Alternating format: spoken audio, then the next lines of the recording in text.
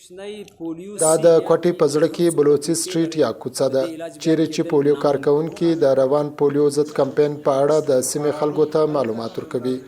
په کوټه کې روغتيايي چارواکي وايي چې په ښار کې د وېکسین کوونکو ماشومانو شمېر یا ټارګټ 15,12,000 دی. په کوټه کې 1300 روغتيايي ټیمونه په پولیو کمپېن کې برخه اخلي. تر هر کمپین 12 ورځې 15 ورځې مخکې موږ په دې باندې کار کوو چې کوم انکاري والدین دي هغو ته ځو. تر وار چې دي تقریبا 1390 نیوي کوچنیان چې هغه ریکارډ شوي وو، نو زموږ توقع دا ده چې دې واره به دا کم شي، او تر وار چې پاته کوچنیان وو هغه چې د زموږ د ټولو کوششو باوجود له هغه بعد چې پاته سو هغه 840 کوچنیان چې وو په کوټه کې دا له موږ سره به دستور ریفیوزل روان.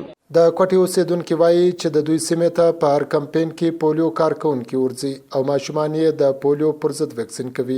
په خبره یې دوی ځکه له پولیو ټیمونو سره همکاري کوي چې پولیو یو خطرناکه ناروغي ده او علاج یې نه کېږي. پولیو ټیم پراپر طریقې دلته راځي، هر وخت د لیډیز راځي، زموږ دروازه ټکي کوچنیان به دا دي زموږ سپورت کو هغه ته ورکو د پراپر طریقې سره د پولیو کتر وکړي. ما کور کې یو معصوم استا هر وخت پراپر طریقې هغه ډراپ هر شی هغه ته ورکو.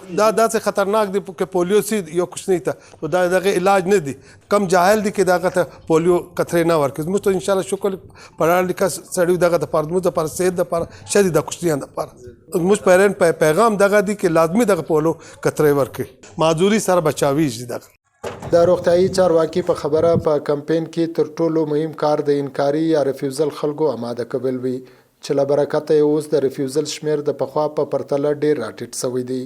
دا چې د ماشومانو کورنۍ ولې انکاري وي لاملونه یې څه دي هغه داسې وایي. د دې وجوهات مختلف دي.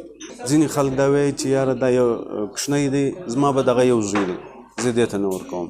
بل چې دی غټې فیملیانې دي په هغه کې وایي چې یاره دا په مذهبي حواله باندې چې دی دا ټیک نه دی، څوک وایي دا په میډیکل حواله باندې ټیک نه دی، او دا د سوشل میډیا خبرې دي. مطلب یو پلار دی هغه چې یو په سوشل میډیا باندې یو خبره واوري نو بیا دی چې دی دا اوایډوي چې یاره زه خپل کوچني ته دا ویکسین نه ورکوم.